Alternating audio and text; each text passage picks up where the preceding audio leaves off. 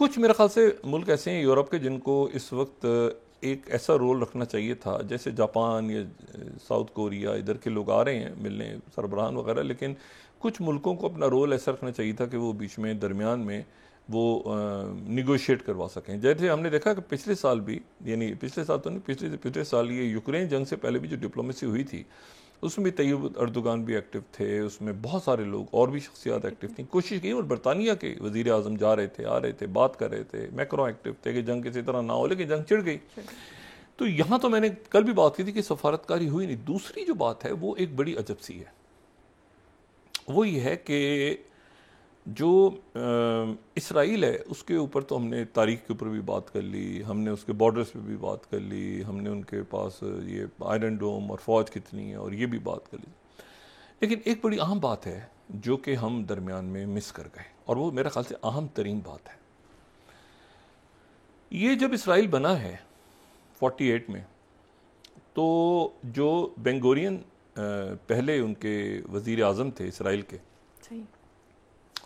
उन्होंने कहा कि ये जो आइंस्टाइन है और बाकी जितने भी ये न्यूक्लियर साइंटिस्ट हैं पूरी दुनिया के, ये सारे तो यहूदी हैं, और ये जो है ये न्यूक्लियर वेपन्स और ये सारा कुछ तैयार कर रहे हैं, ठीक है। ओपेनहाइमर, टेलर, ये सारे जो हैं, ये तो सारे जो हैं ये हैं यहूदी और ये तैयार कर रहे हैं न्यूक्लियर वेपन्स। ये 48 में उन्होंने बेंगोरियन ने सोचा। तो 1948 में, यानी अब आप ये सोचें कि 1945 में अमेरिकन गिरा चुके हैं जापान पे, हिरोशिमा और नागासाकी पे, तो एक बड़ी तबाही आ चुकी है। 3 साल बाद इसराइल बना है।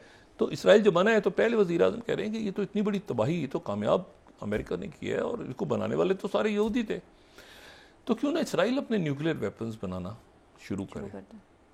तो 1948 से इसराइल ने अपने न्यूक्लियर वेपन्स पे काम करना शुरू कर दिया, और वो काम इस तरह करना शुरू किया कि वो अमेरिकन को पता भी था, नहीं भी पता था। फ्रांस के साथ उन्होंने फ्रांस से हेल्प ली, बरतानिया ने उनको पैसे दिए। क्या हुआ, ये जो डी क्लासिफाइड पेपर्स हैं जो बहुत से सालों के बाद ये डी क्लासिफाई हो रहे हैं, तो उसमें ये जनाब कोई 1960 का पेपर है, ये जो उनकी CIA की लाइब्रेरी से, एटॉमिक एक्टिविटीज़ इन इसराइल, ये जो हैं ये दिमोना न्यूक्लियर कॉम्प्लेक्स जो है वो वहाँ पर काम शुरू हो गया, और ये सारा फैसिलिटीज़ में और सामान आ रहा है और जा रहा है, और ये सारा कुछ शुरू हो गया। और इसमें अगर हम थोड़ा सा इसको बड़ा करके दिखाएं तो इसमें बहुत सी जगहों पे ये न्यूक्लियर के हवाले से ये बिल्कुल जिक्र हो रहा है कि जी ये टॉप सीक्रेट डॉक्यूमेंट्स हैं। प्राइम मिनिस्टर इसराइल ने कहा है कि, प्राइम मिनिस्टर ऑफ कनाडा को कहा है कि ये दिमोमा का जो न्यूक्लियर कॉम्प्लेक्स है इसको क्या करना है। ये 1961 का ये पेपर है जो मैं आपको दिखा रहा हूँ। तो उन्होंने न्यूक्लियर की अपनी तैयारी शुरू कर दी है। मैं बात कब से कर रहा हूँ, 48, 50s और 60s की बात हो रही है। सही। और होते होते होते होते ये हुआ कि फिर ये इसराइल ने कभी ऐलान नहीं किया कि हम अपने न्यूक्लियर वेपन्स तैयार कर रहे हैं, न्यूक्लियर वेपन्स हम बना रहे हैं। लेकिन 1973 में, 1973 में जो भी हम रोज़ जिक्र कर रहे हैं कि वो जो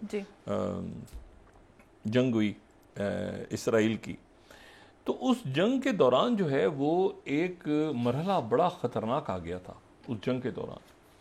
और वो जंग के दौरान जो है वो मामला ये हो गया था उस जंग के दौरान कि मैं यौम कपूर जंग की बात कर रहा हूँ।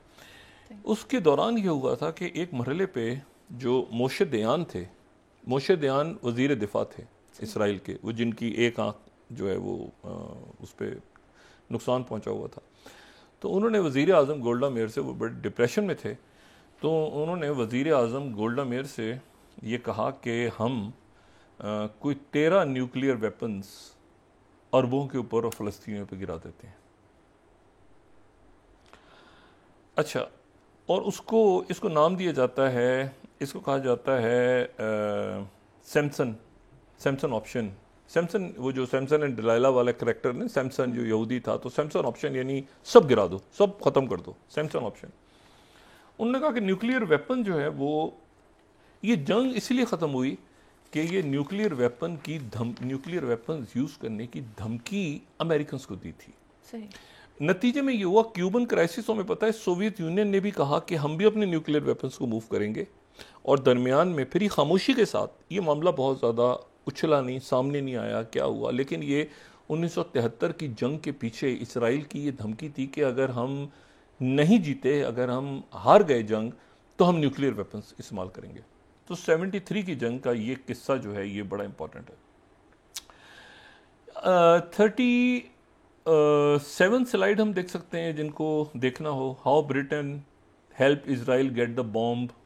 ठीक है, हम यहाँ पे इसराइल ने आज तक ऐलान नहीं किया कि उनके पास न्यूक्लियर वेपन्स हैं। Secretive Israeli 36 secretive Israeli facilities undergoes major project. फिर मिसाइल थ्रेट में मिसाइल्स ऑफ इसराइल।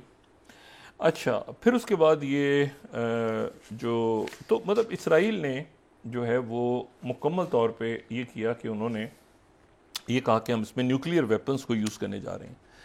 अच्छा, न्यूक्लियर वेपन्स को जब यूज़ करने की मामला चल गया सैमसन ऑप्शन का, तो जाहिर है अमेरिकन भी कूदे, अरबों को भी पीछे किया ये। लेकिन ये चीज़ ऐसी है जो अरब दुनिया के अंदर ये बात, आप उनसे मिले तो उनको पता है लोगों को कि हमारे ऊपर न्यूक्लियर वेपन जो है ये गिराने लगे थे। अच्छा, उसके बाद जो है वो न्यूक्लियर वेपन हमारे ऊपर गिराने लगे थे, और उसके बाद फिर ये हुआ कि 1985 में एक उनके साहब हैं वनूनो, अच्छा मोर्दिशाई वनूनो। ये मोर्दिशाई वनूनो जो है ये मराकश से यहूदी फैमिली थी, और ये आके इन्होंने वहाँ पे न्यूक्लियर प्रोग्राम में काम करना शुरू कर दिया था। तो ये हुआ कि ये गए और इन्होंने जाके जो है वो कहते हैं ना विसल ब्लोअर, इन्होंने इंटरव्यू दे दिया संडे टाइम्स को। सही। और संडे टाइम्स को इन्होंने इंटरव्यू दिया और उसमें कहा कि इसराइल का तो न्यूक्लियर वेपन प्रोग्राम पूरा का पूरा तैयार है, और उनका तो वेपन सिस्टम पूरा तैयार है, और वो उसकी वजह से जो अरब मुल्क हैं वो परेशान हैं कि हमारे ऊपर ये न्यूक्लियर वेपन्स की जो मिसाइल्स हैं ये ना गिरें। तो ये जो अगले दिन अब ये हुआ कि ये इनको अच्छा ये छप गया संडे टाइम्स में, ही छप गया ये 1985 का Sunday times reveals the secret of Israel's nuclear Arsenal. ठीक है, ये विसल ब्लोअर जो था इसने वहाँ पर इसराइल, अच्छा अग 2-4 दिनों के बाद क्या हुआ कि ये इटली विटली कहीं गया, इसको कहीं ये हनी ट्रैप हुआ और इसको अगवा करके मोसाद वापस लेकर आ गई इसराइल में। और जब इसराइल में आ गया बंदा, तो ये उसके बाद फिर 1987 में, तो फिर 87 का वॉशिंगटन पोस्ट है, वनूनो ट्रायल ओपन्स इन सीक्रेसी।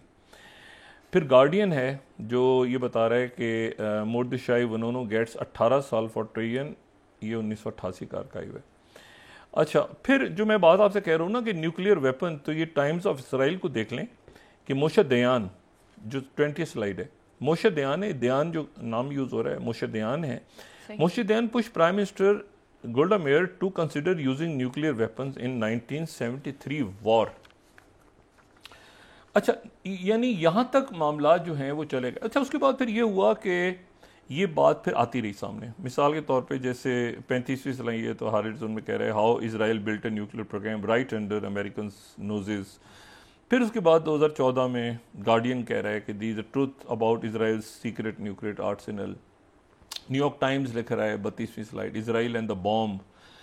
और फिर उसके बाद अभी थोड़े दिन पहले ही द बुलेटिन, जो ये अमेरिका के जो न्यूक्लियर साइंटिस्ट वगैरह हैं, ये उनके मैगजीन्स हैं, वो कह रहे हैं US silence on Israeli nuclear weapons in the right wing Israeli government.